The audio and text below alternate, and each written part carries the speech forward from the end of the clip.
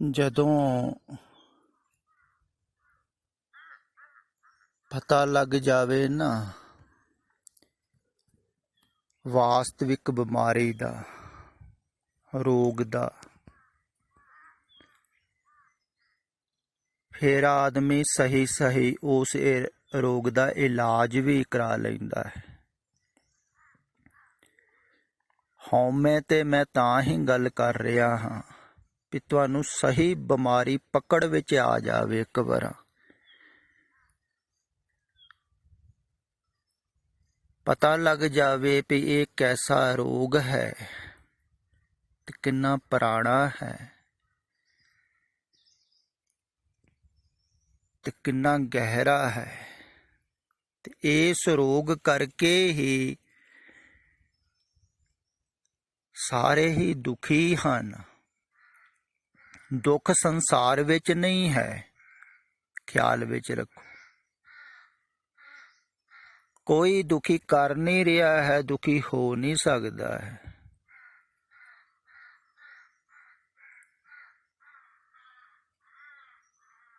ਦੁੱਖ ਆਦਮੀ ਖੁਦ ਪੈਦਾ ਕਰ ਰਿਹਾ ਹੈ। ਦੁੱਖ ਪੈਦਾ ਹੁੰਦੇ ਹਨ ਹਉ ਕਰਕੇ, ਹਉਮੈ ਦੇ ਰੋਗ ਕਰਕੇ, ਹਉਮੈ ਦੀ ਬਿਮਾਰੀ ਕਰਕੇ। ਜੇ ਸਰੀਰ ਨੂੰ ਬਿਮਾਰੀ ਲੱਗੀ ਹੋਵੇ ਤੇ ਸਰੀਰ ਕਮਜ਼ੋਰ ਹੁੰਦਾ ਜਾਂਦਾ ਹੈ, ਤੁਰਿਆ ਫਿਰਿਆ ਵੀ ਨਹੀਂ ਜਾਂਦਾ, ਤੇ ਆਦਮੀ ਫਿਰ ਨਿਰਬਲ ਹੋ ਕੇ ਦੁਖੀ ਹੁੰਦਾ ਹੈ ਸਰੀਰਕ ਤਲ ਤੇ। ਏਦਾਂ ਹੀ ਮਾਨਸਿਕ ਤਲ ਹੈ। ਤੇ ਜੋ ਦਿਸੈ ਸੋ ਰੋਗੀ, ਸਾਰੇ ਹੀ ਰੋਗੀ ਹਨ। ਰੋਗ ਰਹਿਤ ਮੇਰਾ ਸਤਿਗੁਰ ਜੋਗੀ, ਕੋਈ ਵਿਰਲਾ ਹੀ ਹੈ ਜੋਗੀ ਜਿਹੜਾ ਜੁੜਿਆ ਹੋਇਆ ਹੈ ਆਪਣੇ ਮੂਲ ਕੇਂਦਰ ਨਾਲ, ਉਹ ਰੋਗ ਰਹਿਤ ਹੈ। ਤੇ ਜਿਹੜਾ ਮੂਲ ਕੇਂਦਰ ਤੋਂ ਭਟਕ ਗਿਆ, ਬਾਹਰ ਸੰਸਾਰ ਦੇ ਨਾਲ ਜੁੜ ਗਿਆ, ਸੰਸਾਰ ਦੀ ਵਿਚਾਰਧਾਰਾ ਦੇ ਨਾਲ ਜੁੜ ਗਿਆ, ਤੋ ਉਹ ਹੀ ਰੋਗ ਦੁਬਾਰਾ ਦੁੱਖ ਪਾ ਰਿਹਾ ਹੈ, ਰੋਗੀ ਵੀ ਹੋ ਰਿਹਾ। ਜਿੰਨਾ ਸੰਸਾਰ ਬਾਰੇ ਜ਼ਿਆਦਾ ਸੋਚਦੇ ਹੋ ਤੁਸੀਂ, ਓਨੇ ਹੀ ਰੋਗੀ ਹੁੰਦੇ। ਜਿੰਨੀ ਜਾਣਕਾਰੀ ਹਾਸਲ ਕਰਦੇ ਹੋ, ਓਨੇ ਹੀ ਰੋਗੀ ਹੁੰਦੇ। ਹੁਣ ਤੁਹਾਨੂੰ ਇਹ ਵੀ ਗੱਲ ਸਮਝ ਵਿੱਚ ਆਵੇਗੀ, ਜਦੋਂ ਮੈਂ ਵਾਰ-ਵਾਰ ਕਹਿੰਦਾ ਹਾਂ ਨਾ, ਸਮਝਦਾਰੀ ਦਾ ਹੰਕਾਰ, ਵੀ ਮੈਂ ਜਾਣਦਾ ਹਾਂ, ਇਹ ਸਾਰਿਆਂ ਨੂੰ ਵੱਡਾ ਰੋਗ ਹੈ। ਅਜੇ ਬਾਹਰਲਾ ਹੰਕਾਰ ਤੇ ਛੁੱਟ ਵੀ ਜਾਂਦਾ ਹੈ, ਧਨੀ ਦਾ ਹੰਕਾਰ ਬਹੁਤਾ ਵੱਡਾ ਹੰਕਾਰ ਨਹੀਂ ਹੁੰਦਾ, ਮਾਇਆਧਾਰੀ ਦਾ, ਜਾਂ ਹੋਰ ਛੋਟੇ ਹੰਕਾਰ ਹਨ ਲੋਕਾਂ ਨੂੰ। ਕਿਸੇ ਨੂੰ ਆਪਣੇ ਸਰੀਰ ਦਾ ਮਾਣ ਹੁੰਦਾ ਹੈ, ਹੰਕਾਰ ਹੁੰਦਾ ਹੈ, ਮੈਂ ਬਹੁਤ ਤਕੜਾ, ਤੇ ਕੋਈ ਨਾ ਕੋਈ ਤੋੜ ਦਿੰਦਾ ਹੈ ਬਾਹਰ। ਪਰ ਇਹ ਜਿਹੜਾ ਸਮਝਦਾਰੀ ਦਾ ਹੰਕਾਰ ਹੈ ਨਾ, ਇਹਨੂੰ ਆਦਮੀ ਬਹੁਤ ਬਚਾਉਂਦਾ ਹੈ। ਇਹਦੇ ਕਰਕੇ ਹੀ ਮੈਂ ਬਚੀ ਰਹਿੰਦੀ, ਹਉ ਬਚੀ ਰਹਿੰਦੀ। ਇਹ ਜਿਹੜਾ ਫਲ ਹੈ ਨਾ ਗਿਆਨ ਦਾ, ਇਹ ਬੜਾ ਮਿੱਠਾ ਵੀ ਹੈ, ਸਵਾਦਿਸ਼ਟ ਵੀ ਹੈ। ਐਵੇਂ ਨਹੀਂ ਖਾਧਾ ਆਦਮ ਨੇ, ਸੁਭਾਵਿਕ ਹੀ ਹੈ, ਹਰ ਇੱਕ ਕੋਈ ਖਾਵੇਗਾ। ਕਹਿੰਦੇ ਜਦੋਂ ਉਹਨੇ ਫਲ ਖਾਧਾ ਨਾ, ਤੇ ਉਹਦੇ ਇਸਤਰੀ ਨੇ, ਉਦੋਂ ਉਹਨਾਂ ਨੂੰ ਖਿਆਲ ਆਇਆ ਵੀ ਅਸੀਂ ਨਗਨ ਹਾਂ, ਤੇ ਉਹਨਾਂ ਨੇ ਫਟਾਫਟ ਦਰਖਤਾਂ ਦੇ ਪੱਤੇ ਤੋੜ ਕੇ ਆਪਣੇ ਦੁਆਲੇ ਵਲੇਟਣੇ ਸ਼ੁਰੂ ਕਰ ਦਿੱਤੇ। ਗਿਆਨ ਹੋ ਗਿਆ ਨਾ, ਬੱਚੇ ਨੂੰ ਗਿਆਨ ਹੋ ਗਿਆ ਤੇ ਸ਼ਰਮਾਉਣ ਲੱਗ ਗਿਆ ਵੀ ਮੈਂ ਨਗਨ ਹਾਂ, ਤੇ ਦੂਸਰਿਆਂ ਦੇ ਸਾਹਮਣੇ ਨਗਨ ਨਹੀਂ ਹੋਣਾ। ਆਪਣੇ ਸਰੀਰ ਦਾ ਬੋਧ ਹੋਣ ਲੱਗ ਪਿਆ, ਸਰੀਰ ਨਾਲ ਜੁੜ ਗਿਆ, ਸਰੀਰ ਦਾ ਗਿਆਨ ਹੋ ਗਿਆ, ਤੇ ਸਰੀਰ ਨੂੰ ਬਚਾਉਣ ਲੱਗ ਗਿਆ, ਸ਼ਰਮਾਉਣ ਲੱਗ ਗਿਆ। ਦੇਖੋ ਪੁਰਾਣੇ ਸਮੇਂ ਦੇ ਵਿੱਚ ਬੱਚੇ ਇੰਨੇ ਸ਼ਰਮਾਉਂਦੇ ਨਹੀਂ ਸਨ। ਕਾਫੀ ਉਮਰ ਦੇ ਹੋ ਜਾਂਦੇ ਤਾਂ ਵੀ ਨਗਨ ਹੀ ਨਹਾਉਂਦੇ ਰਹਿੰਦੇ ਸਨ ਨਦੀਆਂ ਦੇ ਵਿੱਚ, ਛੱਪੜਾਂ 'ਚ, ਮੋਟਰਾਂ, ਟੂਬਲਾਂ 'ਤੇ। ਅਜੋਕੇ ਸਮੇਂ 'ਚ ਬਹੁਤ ਛੋਟੀ ਉਮਰ ਦੇ ਹੀ ਬੱਚੇ ਸ਼ਰਮਾਉਂਦੇ ਹਨ ਬਹੁਤ, ਅਤੇ ਇਹੋ ਹੀ ਪਤਾ ਲੱਗਦਾ ਹੈ ਵੀ ਉਹਨਾਂ ਨੂੰ ਛੇਤੀ ਗਿਆਨ ਹੋ ਰਿਹਾ ਹੈ। ਇਹ ਫਲ ਛੇਤੀ ਖਾ ਰਹੇ ਹਨ ਬੱਚੇ। ਫਿਰ ਜਿੰਨੀ ਛੇਤੀ ਜ਼ਿਆਦਾ ਫਲ ਖਾਣਗੇ ਨਾ, ਉਨੀ ਛੇਤੀ ਬੁੱਢੇ ਵੀ ਹੋ ਜਾਣਗੇ। ਇਹ ਵੀ ਖਿਆਲ ਵਿੱਚ ਰੱਖਣਾ ਹੈ। ਜਿੰਨੀ ਛੇਤੀ ਮਾਨਸਿਕ ਵਿਕਾਸ ਹੋਵੇਗਾ ਨਾ ਬੱਚਿਆਂ ਦੇ ਵਿੱਚ, ਜ਼ਿਆਦਾ ਬੌਧਿਕ ਵਿਕਾਸ, ਤਾਂ ਉਨੀ ਛੇਤੀ ਉਹ ਬੁੱਢੇ ਵੀ ਹੋਣਗੇ।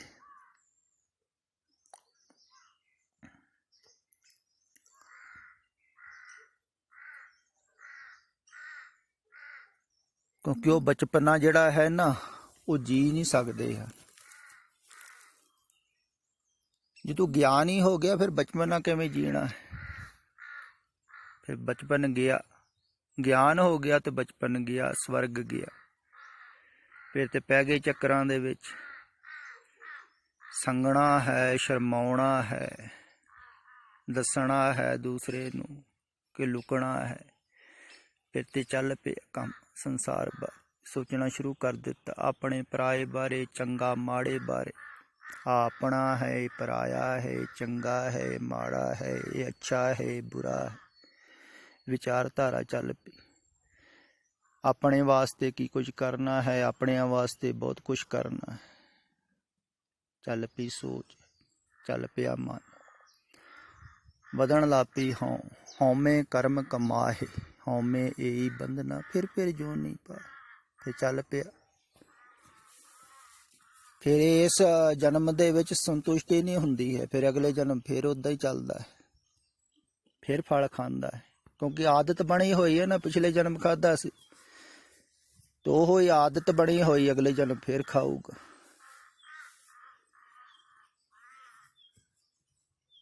ਪਰ ਪਤਾ ਲੱਗ ਜਾਵੇ ਅਗਰ, ਤੇ ਪਤਾ ਉਹਨੂੰ ਹੀ ਲੱਗਦਾ ਹੈ, ਖਿਆਲ ਵਿੱਚ ਰੱਖਣੀ ਹੈ ਗੱਲ, ਜਿਹਦੀ ਯਾਤਰਾ ਪੂਰੀ ਹੋ ਚੁੱਕੀ ਹੋਵੇ ਸੰਸਾਰ ਦੀ।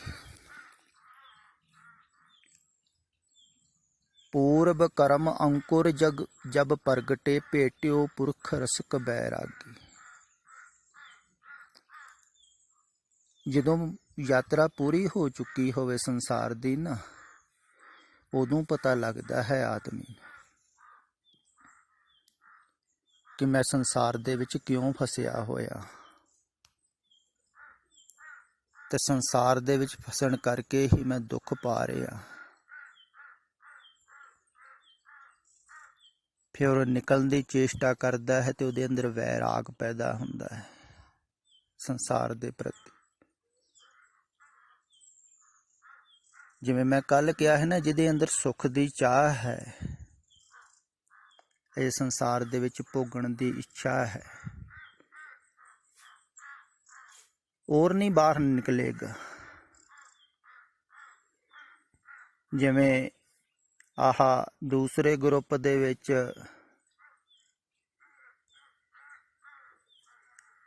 ਹੈਪੀ ਵਿਸਾਖੀ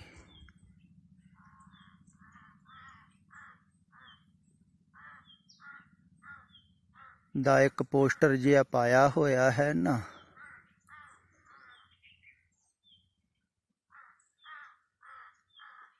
ਤੇ ਇਹਨਾਂ ਨੂੰ ਨਹੀਂ ਪਤਾ ਲੱਗੇਗਾ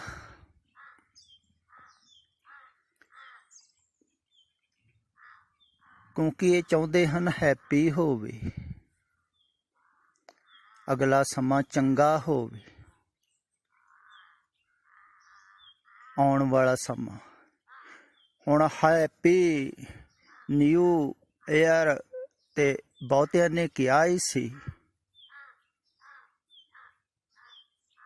ਵੀ ਨਵਾਂ ਸਾਲ ਹੈਪੀ ਹੋਵੇ। ਹੁਣ ਹੈਪੀ ਹੋਇਆ ਹੈ? ਕਿੰਨਾ ਕੁ ਹੈਪੀ? ਤੇ ਸਾਰਿਆਂ ਨੇ ਬੜਾ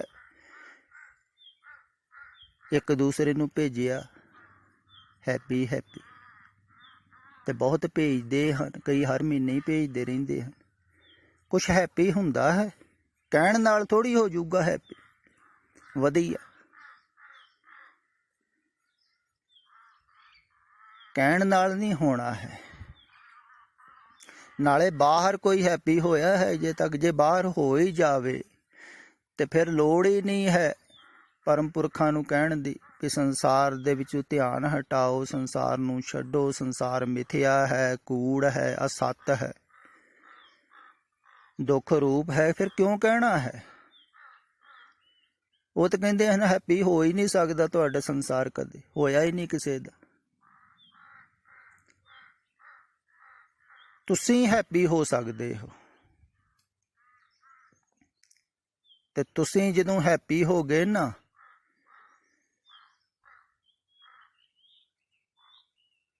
ਤੇ ਫਿਰ ਸਭ ਕੁਝ ਹੀ ਹੈਪੀ ਹੋ ਜਾਂਦਾ ਹੈ। ਜਿਹੜੇ ਹੋ ਗਏ ਸਨ ਨਾ, ਤਾਂ ਉਹਨਾਂ ਨੇ ਕਿਹਾ ਵੀ ਸੀ, ਦੁੱਖ ਨਾਹੀਂ ਸਭ ਸੁਖ ਹੀ ਹੈ ਰੇ, ਹਾਰ ਨਾਹੀਂ ਸਭ ਜੇਤੇ, बुरा नाही सब भला ही है रे, एका एकी नित। कहते सब कुछ भला ही है, बुरा नहीं, सुख ही सुख है। हुण उन्होंने हैप्पी थोड़ी किया किते भी अगला समा हो ही रहा, उन्हों का सदा ही हैप्पी, सुख ही सुख, आनंद ही आनंद, नानक भगता सदा विगास, खेड़ा ही खेड़ा। पर तुसी बाहर चाहुंदे हो हैप्पी, ते जिहड़ा बाहर चाहुंदा है हैप्पी भी बाहर संसार दे विच खुश रहां, संसार च खुशी मिले, मैनूं अगला समा खुशी देण वाला आवे, हर एक कोई बंदा इहो सोचदा है। फिर वो अंदर नूं नहीं जा सकदा क्योंकि वो तो बाहर नूं जा रहा, उहदी आकांक्षा ते बाहर है, तो उन्होंने मेरी गल समझ विच भी नहीं आवेगी। तो बहुत सारे ਸਰੋਤੇ ऐसे हैं ਜਿਹੜੇ बहुत ही बचकाने हैं, उन्होंने कोई गल समझ विच थोड़ी आ रही है। ये तो उन्होंने वास्ते बोलिया जा रहा है ਜਿਹੜੇ प्रौढ़ हो चुके हैं, तो कुछ को प्रौढ़ हो चुके हैं। ख्याल विच रखो, एक गुरमुख प्यारे ने एक रिकॉर्डिंग राही कुछ किया है, तुसीं भी सुनियो, तो ओदी यात्रा जिहड़ी है ना, वो बहुत ही सही ढंग दे नाल ठीक चल रही है।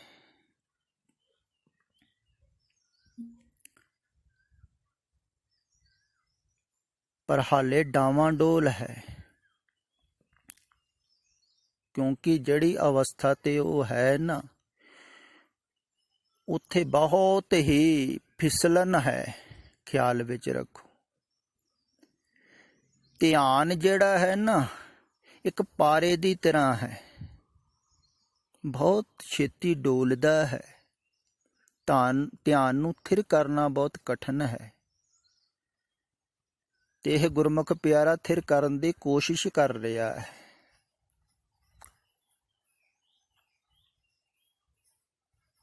तदे ही उन्होंने ऐसा अनुभव भी होया है कि मैं शरीर नालों वख हाँ,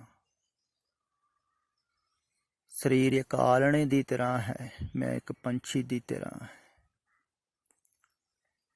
जैसे तरवर पंख बसेरा, प्राणी क्या मेरा क्या तेरा। एक पंछी दी तरह उड़ गया पंछी, ते दरख्त सुन्ना रह गया।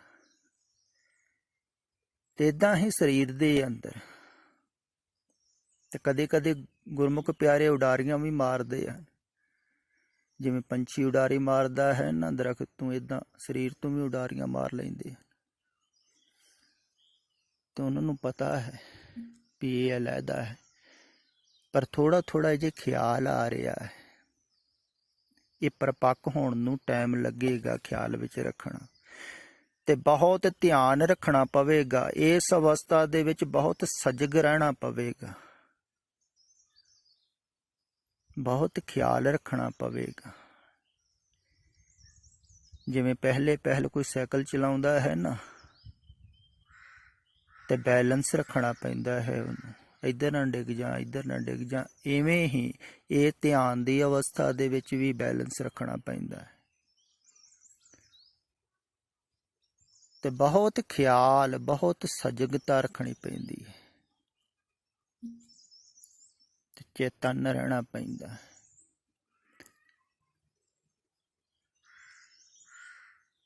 ਤੇ ਹੌਲੀ ਹੌਲੀ ਜਿਹੜਾ ਹੈ ਇਵੇਂ ਅੰਤਰਮੁਖ ਹੋਵੇਗਾ ਨਾ, ਉਹਨੂੰ ਹੀ ਇਹਨਾਂ ਗੱਲਾਂ ਦੀ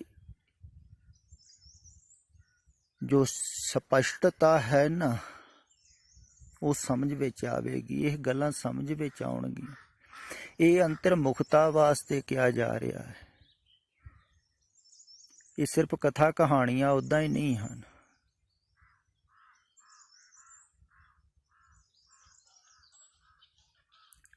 ਤੇ ਛੇਤੀ ਸਮਝ ਵਿੱਚ ਵੀ ਨਹੀਂ ਆਉਣ ਵਾਲੀਆਂ ਹਨ। ਕਿਸੇ ਕਿਸੇ ਨੂੰ ਸਮਝ ਵਿੱਚ ਆਵੇਗੀ ਇਹ ਗੱਲ ਜੋ ਹੁਣ ਕਹੀ ਜਾ ਰਹੀ ਹੈ, ਨਹੀਂ ਤੇ ਸਦੀਆਂ ਤੋਂ ਬਾਅਦ ਲੋਕ ਫਿਰ ਸਮਝਦੇ ਹਨ ਕਿ ਕੁਛ ਕਿਹਾ ਸੀ ਉਹਨਾਂ ਨੇ।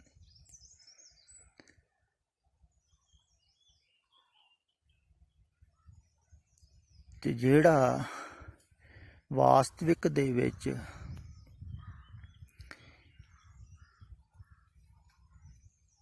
ਇਹ ਜੋ ਹਉਮੈ ਦੀਰਘ ਰੋਗ ਹੈ, ਰੋਗ ਤੋਂ ਮੁਕਤ ਹੋ ਰਿਹਾ ਹੈ। ਤੇ ਰੋਗ ਤੋਂ ਮੁਕਤ ਕਿਵੇਂ ਹੋਣਾ ਹੈ? ਇਹਦੀ ਦਵਾਈ ਕੀ ਹੈ? ਅਗਰ ਹੰਕਾਰ ਤੋਂ ਤੁਸੀਂ ਖੁਦ ਹੀ ਮੁਕਤ ਹੋਣਾ ਚਾਹੋ ਤੇ ਮੁਕਤ ਹੋ ਨਹੀਂ ਸਕਦੇ। ਇਸ ਕਰਕੇ ਦਵਾਈ ਦੂਸਰੇ ਕੋਲ ਲੈਣੀ ਪੈਂਦੀ। ਕਹਿੰਦੇ ਹਨ ਵੀ ਡਾਕਟਰ ਵੀ ਬਿਮਾਰ ਹੋਵੇ ਤੇ ਦੂਸਰੇ ਕੋਲ ਦਵਾਈ ਲੈਂਦਾ। ਗੱਲ ਵੀ ਠੀਕ ਹੈ ਵੀ ਆਪਣੇ ਆਪ ਕਿਵੇਂ ਠੀਕ ਹੋਊਗਾ। ਇਵੇਂ ਹੀ ਇਹ ਰੋਗ ਜਿਹੜਾ ਹੈ ਨਾ ਹਉਂ ਦਾ, ਆਪਣੇ ਆਪ ਠੀਕ ਨਹੀਂ ਹੁੰਦਾ। ਔਸ਼ਧੀ ਲੈਣੀ ਪੈਂਦੀ, ਦਾਰੂ ਲੈਣਾ ਪੈਂਦਾ, ਦਵਾ ਲੈਣੀ ਪੈਂਦੀ।